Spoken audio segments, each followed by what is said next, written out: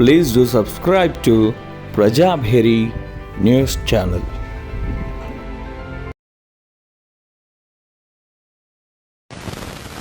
జిల్లా ప్రజలందరికీ నిజామాబాద్ జిల్లా ప్రజలందరికీ నమస్తే. గత చరిత్రలో ఎప్పుడు లేని విధంగా ఉమ్మడి జిల్లాలో కామారెడ్డి నిజామాబాద్ జిల్లాలో అత్యధిక భారీ వర్షాలు కురుస్తూ ఉన్నాయి. 48 గంటల నుంచి ఎడతెరిపి లేకుండా కంటిన్యూగా కురుస్తూ ఉన్నాయి. కాబట్టి గత 50 సంవత్సరాల చరిత్రలో ఎప్పుడు లేని విధంగా 44 సెంటీమీటర్లు మరి నమోదైంది. కాబట్టి జిల్లా ప్రజలకు విజ్ఞప్తి ఏంటంటే ప్రజలంతా ఇళ్లలోనే సురక్షితంగా ఉండాలి. ఎక్కడికి చెరువు కట్టల దగ్గరికి కానీ అదేవిధంగా ఎస్ఆర్ఎస్పి ప్రాజెక్టు మీదకి కానీ ఇతర ప్రాజెక్టుల దగ్గరికి వెళ్ళకూడదని చెప్పి లిఫ్ట్ పరిసర ప్రాంతాలు ముఖ్యంగా నందిపేట మండలంలోని లిఫ్టుల ఏరియాలకు ఎస్ఆర్ఎస్పి బ్యాక్ వాటర్ దగ్గరికి పంచగోడ బ్రిడ్జి వద్దకు వెళ్ళకూడదని చెప్పి ప్రజలకు విజ్ఞప్తి చేస్తూ ఉన్నాను. మరి గతంలో తెలంగాణ తొలి ముఖ్యమంత్రి కేసీఆర్ గారు ఉన్నప్పుడు ముందు జాగ్రత్తగానే వర్ష సూచనను గమనించి ప్రతినిత్యం వాతావరణాన్ని తెలుసుకొని ముందు జాగ్రత్త చర్యలుగా ఎక్కడికక్కడ అధికారులకు, మంత్రులకు, ఎమ్మెల్యేలకు, అదేవిధంగా కలెక్టర్లకు వారు ఉద్దేశించి సూచనలు చేసేది. ఇట్లాంటి ప్రమాదాలు వచ్చి ఉండేవి. వస్తే కూడా వెంటనే ఎగ్జాంపుల్ చెన్నూరు కాన్స్టిట్యున్సీకి ఒక గంటలోనే హెలికాప్టర్ పంపి అక్కడ ఒక వరదలో చిక్కున్నటువంటి కొంతమంది కార్మికులను కాపాడడం జరిగింది.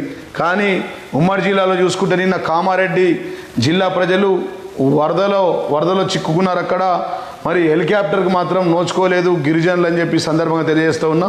రాజంపేటలో గిరిజనులు, నిజాం సాగర్లోని బొగ్గు గుడిసే కూలీలు, నేషనల్ హైవే పనులు చేస్తున్నటువంటి బొగ్గు గుడిసే కూలీలు కూడా చిక్కుకున్నారు 8 మంది.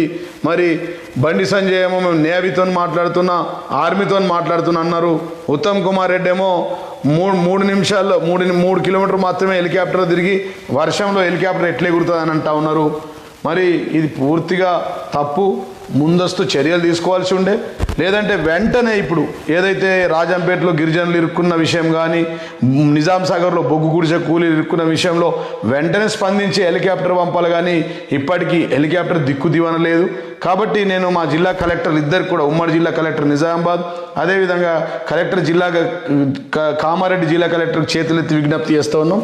అదేవిధంగా మీరు వెంటనే సహాయక చర్యలు తీసుకోండి. ప్రత్యేకంగా ఆర్మూర్ నియోజకవర్గంలో గుండ్ల చెరువు మరి నిండి తెగిపోయే దశకు వస్తే మాత్రం చాలా మనకు విపత్తు ఏర్పడుతుంది. ఎక్కడికక్కడ బ్రిడ్జుల దగ్గర కూడా తెగిపోయి ఉన్నాయి. మరి కుద్వాన్పూర్ చెరువు కూడా జాగ్రత్తగా చూసుకోవాల్సిన అవసరం ఉంది.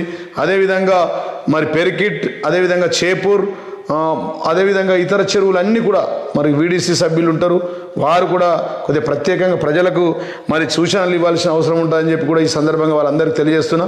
ప్రత్యేకంగా మనం గతంలో గౌరవ తెలంగాణ తొలి ముఖ్యమంత్రి కేసీఆర్ గారు చెప్పినప్పుడు ఎట్లయితే ఆదేశాలు పాటించి ఎక్కడికక్కడ సహాయక చర్యలు చేసినామో మరి అదేవిధంగా ఈరోజు వర్కింగ్ ప్రెసిడెంట్ కేటీఆర్ గారు కూడా వారు చెప్పారు. కాబట్టి మన సర్పంచులు, ఎక్స్ సర్పంచులు కానీ, ఎంపీటీసీలు కానీ, జడ్పీటీసీ మెంబర్లు కానీ, గతంలో పొలిటికల్గా అధికారంలో ఉన్నటువంటి సర్పంచులు, ఎంపీటీసీ, జడ్పీటీసీలే కాక ప్రత్యేకంగా గ్రామ శాఖ అధ్యక్షులు కానీ, బీఆర్ఎస్ కార్యకర్తలు ఎక్కడికక్కడ ప్రజలకు సహాయక చర్యల్లో పాల్గొనాలని చెప్పి ప్రజలకు సూచనలు ఇవ్వాలా.